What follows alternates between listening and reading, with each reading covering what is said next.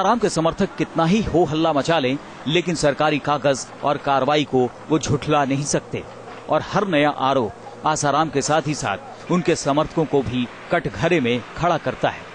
Team news nation. तो आसाराम के इन अवैध अड्डों की फहरिस्त में अब आपको ले चलते हैं गुजरात, जहां आसाराम के आश्रमों पर सरकारी जमीनों से लेकर किसानों तक की जमीन हड़पने के आरोप लगे हैं।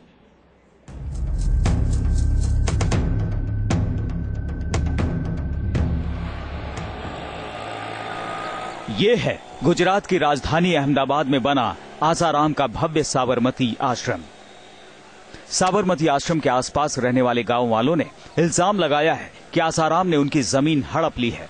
यहाँ कई ऐसे किसान हैं जो सालों से आसाराम के आश्रम से अपनी जमीन वापस हासिल करने के लिए संघर्ष कर रहे हैं। हमारी जमीन 5 बीघा जमीन है और मेरे फादर क्या इधर खेती करते थे, तो इनका अनुरागी आते थे ना, तो जब इनको रहने के लिए टेंट बांध के रहने देते थे। जब फादर एक्सपायर हो गए, बाद में इन लोगों ने, हम खेलने आए ट्रैक्टर लेके, तो वो लोग सब मारने आए हम लोग को। किसानों के मुताबिक इन अवैध कब्जों की शिकायत को लेकर वो कई बार पुलिस और प्रशासन के सामने पहुंचे हैं, बावजूद इसके कोई कार्रवाई नहीं की गई। गुजरात में आसाराम बापू के कई आश्रमों पर अतिक्रमण का आरोप लगा है। इस वक्त हम अहमदाबाद आश्रम के बिल्कुल नजदीक है। ये जो आप रास्ता देख रहे हैं वो अहमदाबाद आश्रम जाता है, जो देश का सबसे बड़ा आश्रम है आसाराम बापू का। इसके बगल में जो आप देख सकते हैं कि एक साधक जो वहां पर खड़ा हुआ है, वो जमीन है जिस पर आरोप है कि आसाराम बापू ने वो जमीन पर अतिक्रमण किया हुआ है और करीब ये 7 बीघा जमीन है जिसकी कीमत आज 25 करोड़ से भी ऊपर है। मामला फिलहाल कोर्ट में दर्ज है। जो एप्लीकेंट है उसका साफ कहना है कि आसाराम बापू ने उनके पिताजी से जमीन हथिया ली थी और वो अब दे नहीं रही है। शिकायतकर्ताओं के मुताबिक साबरमती आश्रम के जरिए उनकी 50 बीघा से ज्यादा जमीन कब्जा ली गई है, जिसकी कीमत अरबों में है।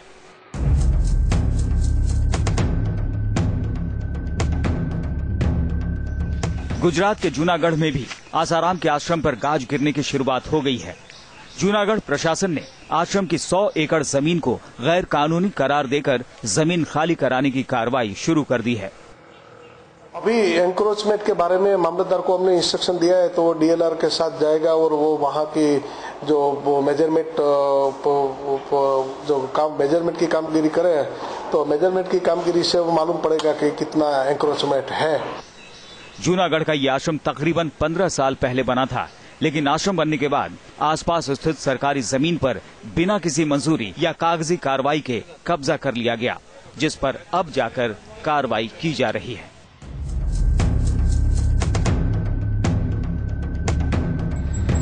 सूरत में भी आसाराम बापू का एक लंबा चौड़ा आश्रम है।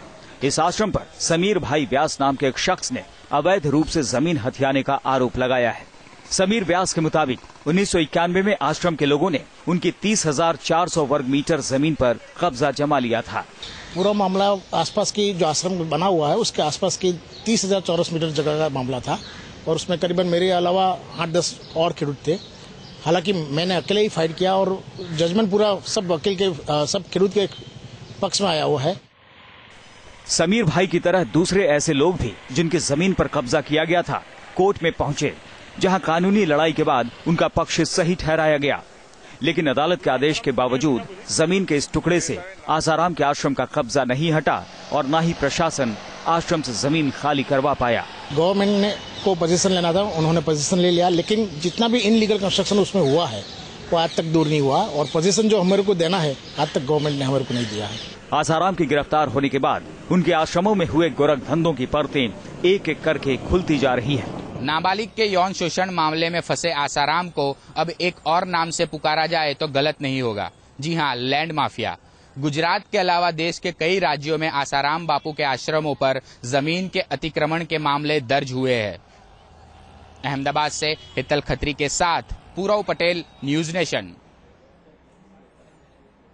तो आसाराम के आश्रमों की हेरा फेरी सिर्फ उत्तर भारत ही नहीं बल्कि महाराष्ट्र तक फैली हुई है। मुंबई के लोखंडवाला और नासिक में 2 ऐसे मामले सामने आए हैं जहां आसाराम के आश्रमों पर धोखाधड़ी के आरोप लगे हैं।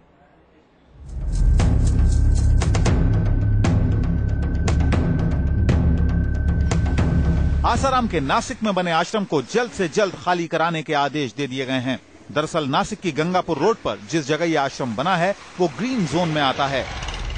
जब आश्रम के लिए जमीन ली गई थी तब यहाँ पोल्ट्री फार्म और गौशाला चलाने की इजाजत ली गई थी, लेकिन गौशाला की जगह यहाँ ट्रस्ट के नाम पर दुकानें चलाई जाने लगीं। ये जमीन आसाराम के बेटे नारायण साईं के नाम पर है। नियमों के उल्लंघन के बाद नासिक महानगर पालिका ने आश्रम को खाली करने का नोटिस भेज दिया है और अगर आश्रम ने इस नोटिस का पालन नहीं किया तो उस पर बुलडोजर भी चलाया जा सकता है।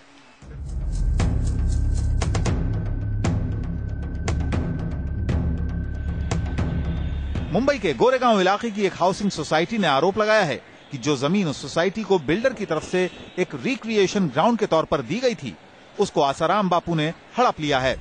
लोगों के मुताबिक बिल्डर आसाराम का भक्त था, उसने ये जमीन आसाराम को प्रवचन के लिए दी थी, लेकिन प्रवचन के बाद भी आसाराम वहां से नहीं हिले और अपना आश्रम वहां बना लिया।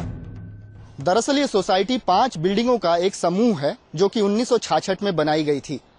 इस सोसाइटी को 40,000 स्क्वायर फुट की जमीन एक रिक्रिएशनल ग्राउंड के तौर पर दी गई थी, मतलब सोसाइटी के बच्चे इस रिक्रिएशनल ग्राउंड पर खेलते। लेकिन आप यानी आम आदमी पार्टी का आरोप है कि 1973 में चूंकि सोसाइटी का जो बिल्डर था वो आसाराम बापू का एक बहुत बड़ा भक्त था, उसने इस जमीन को आसाराम बापू को प्रवचन के लिए दिया था। आसाराम बापू ने एक बार जो यहाँ पर प्रवचन किया उसके बाद से उनका आश्रम यहाँ से हिला ही नहीं।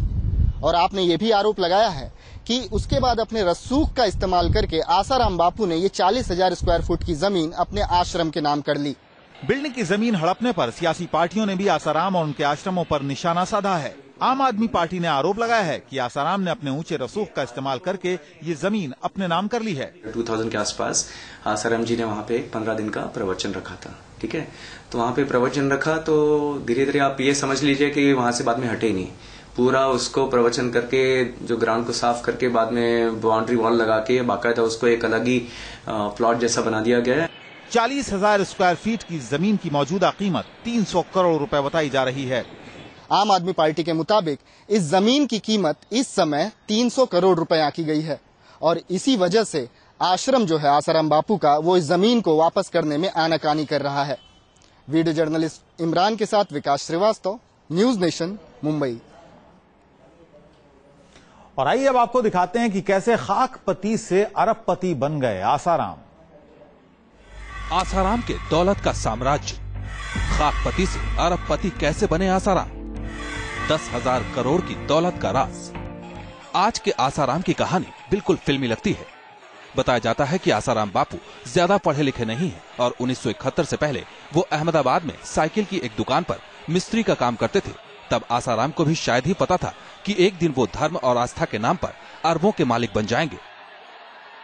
आज आसाराम के पास 10,000 करोड़ रुपए की संपत्ति बताई जाती है और उनका कारोबार हजारों एकड़ जमीन में फैला हुआ है। देश से लेकर विदेशों में भी उनके आश्रम हैं और उनकी बेशकीमती जमीन है।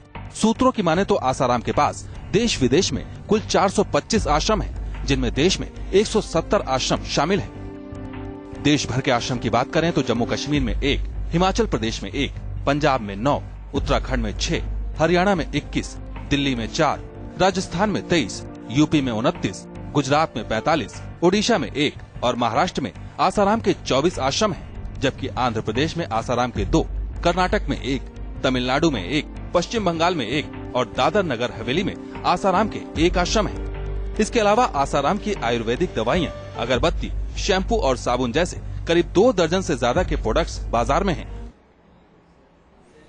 तो स्पेशल रिपोर्ट में फिलहाल इतना ही, लेकिन न्यूज नेशन पर खबरों का सिलसिला लगातार जारी है।